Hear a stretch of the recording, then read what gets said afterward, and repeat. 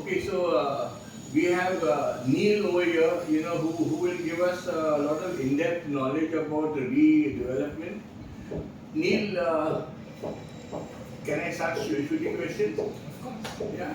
So, what are the first steps towards redevelopment? So primarily when we're talking about redevelopment, the first thing that is required from every individual or society that wants to go into redevelopment is to understand and to have a clear understanding about everything that is required for redevelopment. When I say that, I mean getting your documents firstly in order as to what is your uh, PRC, which is property register card, which basically tells you who is the owner of the land, what is the area of the land, etc. And the tenure also of the land. So these are all very important aspects because where redevelopment is done, the developer, the society, the commercials, everything is based on firstly what the land says. The second most important thing is to get all details of the society in order. When we talk about this, we have to understand the names of the members, their share certificates. The most important aspect before beginning for a redevelopment process is to start with the property register card or PRC. Right? That indicates the tenure of the land, the status of the land, uh, the area of the land, and who's the holder of the land. Okay. All of these are really important aspects when we talk about redevelopment because the commercial offer and the benefits for all members is based on the land parcel to begin with. The second most important thing is having a list of members, their respective shares in the in the society, their flat areas, their garages, still car parkings, open car parkings, or terraces for that matter of fact. Having a tabulated list for all of this will ensure that there is a smooth redevelopment process that takes place. By having all of this, you will streamline your um, negotiations with the developer, as well as at the same time not have any nitty-gritties at a later stage between the members themselves. Right. Right. Okay. Thank you, Neel. The- Yeah. So, Right. yeah. Well, that's the first question, and the second. Yeah. So three parts really.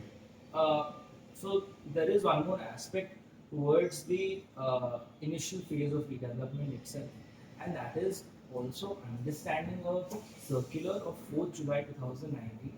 What is that? That is a 79A circular which talks about how redevelopment should be followed and how to ensure that openly and without any transgression you follow the process for ensuring transparency of the redevelopment process.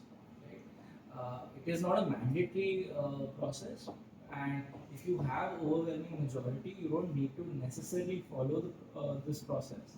But definitely, it's good to adhere to this. It basically speaks about 20% of the people of the entire members of the society writing to the secretary, telling them that they want to go in for redevelopment, and then two-thirds of the total strength of the society coming in for the meeting, and 51% of them, uh, voting for a particular developer. Okay. Right? This has various other nitty-gritties which we will well into hopefully later. But the major crux of it is this. Okay. So now, are there any important clauses, which will help to secure the interests of the people in staying in the society? Right. There are many important clauses. Today, understanding firstly every word that goes into any documentation is very important. Yes. Any particular word put either in a different place or with a different grammatical, It can change the whole meaning. it can change the whole meaning of the entire agreement for that matter. The most important thing, however, is that we set and finalize what all are the obligations to be done by a developer before they ask you to vacate the premises. So, until you vacate the premises, you hold supreme. Uh, there is a roof on your head. No one can displace you. You're not really at the mercy of the developer at any point of time. Go ahead. securing this process, what we must understand is that a developer must follow certain obligations which will increase his likelihood to complete the project as soon as possible by adding in more investment from his side, right? Like getting a particular set of approvals, what we call as IOD or IOA, depends on the various schemes of development you want to do under. So that for the entire building or to a particular part of the building which covers your premises, and if in case there are some security flats which are flats which are laid to the society, those all get covered, right? An important aspect of all of this is to get clearance from the height from the Airport Authority of India, to get to get approval from the CRZ authority, which will enable you to tomorrow not have any snacks at the time of you vacating and until you get OC of the building, right? It ensures a proper efficiency to come in and for the work not to stop at any given phase. At any given phase. Right. So this is basically, uh, if I had two developers and one developer, had his own funds to Yes. to get the whole project on, and second developer, was looking out for funds, or you were taking it on loan, say a bank loan or some other loan. So, which of the two would be more safe? So, any developer who has his funds is obviously going to be the best bet. The safety that you get from that is twofold. One is that he's working with his own money. There is no risk cost that he has to bear. There is no nominal cost that may accrue in case there is a delay in the project, and then he might not think about really cutting costs from that perspective, From that? right? But more importantly, he needs to put money into the project. Putting that initial money is very important, as I have explained with those pre-vacating obligations or obligations before vacating the premises. The second most important factor in this is that if he has his own set of funds, tomorrow with the number of buildings that are coming up, with the financial credibility always being at a risk as to tomorrow whether a purchaser comes in or not, due to the given options that we have today in Mumbai, is obviously a likelihood that I wouldn't want to bet my house against, right? So obviously having your own funds allows you towards creating an asset which will be there for sure if in case tomorrow there isn't a buyer, or if there is a price that the developer wants and he's not getting, he can afford selling it later at the price that he's Yeah. So he has the holding power. Definitely. Yeah, right. The holding power is very important. You don't want the building to stop because of there is a lack of funds. Right. And in this whole redevelopment issue, what are the implications regarding taxation and GST? Are there any implications involved? Definitely. So, this is a very convoluted question for that matter of fact. In 2018, there was this, in the Finance Act, there was a section known as 45(5)(a) that was inserted. This section basically deals with joint development in terms of individuals or HUFs, Hindu undivided families. For those of you. Yeah. Right? So, essentially, what this deals with, firstly, is that there used to be a thought process that when the building goes in for redevelopment, at that point of time, if tax was to be payable, because the document is registered, then the income tax office gets their notices, or they get the PAN card information that this agreement is happening. At that point of time, the tax is not due. But in fact, when the building is completed, on the market value at that point of time, right? So the difference now is that yes, you get a relief of not paying tax when you have nothing in your hand, when the work has not started, when you haven't been paid your rentals, your corpuses. But at the same time, you are now made to pay the tax on your higher area in your building. on the higher amount, which would be the stamp duty value amount when the building is completed, along with all the consideration that you may receive. Now, again, this section has just come in. There are a lot of nuances in this section.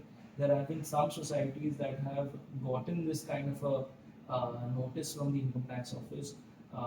There is a view that whether or not they fit into this particular bracket because of they are not individual or HUF is still a debatable matter of fact. But it is definitely a problem looming on the entire development. Okay. So basically, this is still in the, initial stages of, Yes. of law. Definitely. Thank you, Mr. Neel. Thank you very much. Good afternoon, Mr. Neel. So, could you please throw light upon the two sections of redevelopment, section 33(7)(b) and section 33(11)? So that's a lovely question because I think this is something that gets missed out by a lot of societies. And this is something that affects your project the most.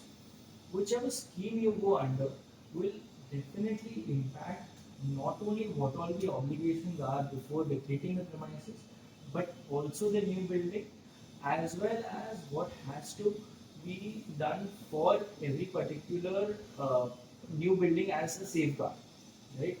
So 3370 is a plain vanilla project that has been going on since 1990, right? In this, what what we understand as TDR, transferable development rights, is purchased. Now, the genesis of a TDR is essentially that I'm just giving you an example.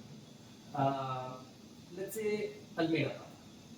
Almeida Park today, because of it is declared as a park for public utility, there can be no development because of it is a land that is owned by someone, and the BMC cannot, endeavor to pay money to every certain person who might own this piece of land, but that particular piece of land has to be utilized for general public welfare. What they might do is afford them TDR rights. It's basically like a certificate that says that instead of allowing you to build over here, you can go and build somewhere else. Now, if I don't have another piece of land to build, I can go out in the market and sell it on a publicly saying that look, I have TDR. If you're a developer of a certain premises, I will give you my TDR rights for a certain consideration. That is how TDR works. That is quite plain and simple from the perspective of there is a certificate, there is a one-step compilation as to what exactly has to happen, which is putting the, let's say, the builder's name or the society's name on the certificate, saying that the TDR from let's say the park area has been utilized on this particular piece of land. That is really in a simplified format what happens.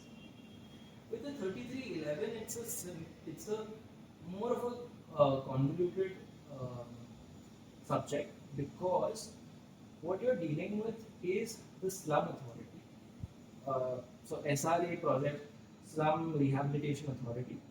Right? Over here, when we talk about how the FSI difference is created, firstly let's understand why would any society or developer want to go with Slum Rehabilitation Authority or 3311, right?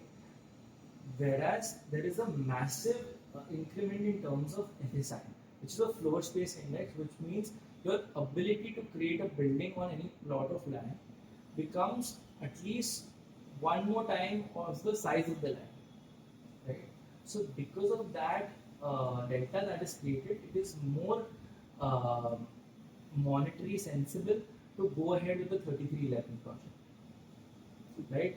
Now, what is the issues with SRA and what is the scheme with SRA is when I hand over a certain room of 300 square feet over to the SRA authority to rehouse a slum dweller. They will give me the FSI rights to utilize that particular right in, let's say, the same ward or the ward adjoining to the north. So in that perspective, that is how the FSI travels in SRA projects. Now, the problems with SRA projects or why it is convoluted is that whereas in a 33.7, a simple IOD would indicate that there was a certificate. That certificate got cancelled and it is now in the name of the society.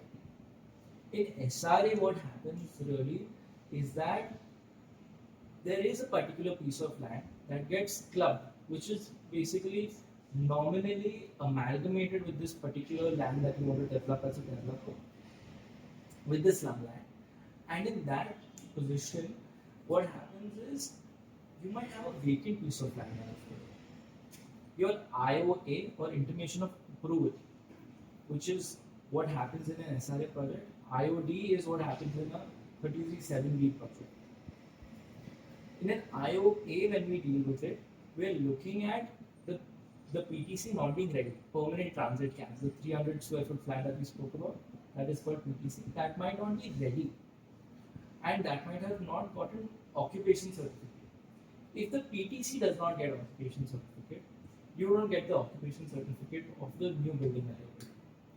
The problem is monitoring from a safety perspective becomes an issue for any society, because now not only do you have to monitor a building which is going on wherever you were living, but also another building which might be further away, right? So the monitoring process, whether or not the PTC gets OC or not, becomes a very important factor towards the OC of your building, right? In that case, you might also have to suffer being without an OC, and if you complete it, you also need the developer's power of attorney for the SRA people to recognize it, which would not be the case if there is an IOD or if you go in 33.7B. So, thank you very much, Mr. Neel, for throwing light upon the two different sections for Neel Ramani.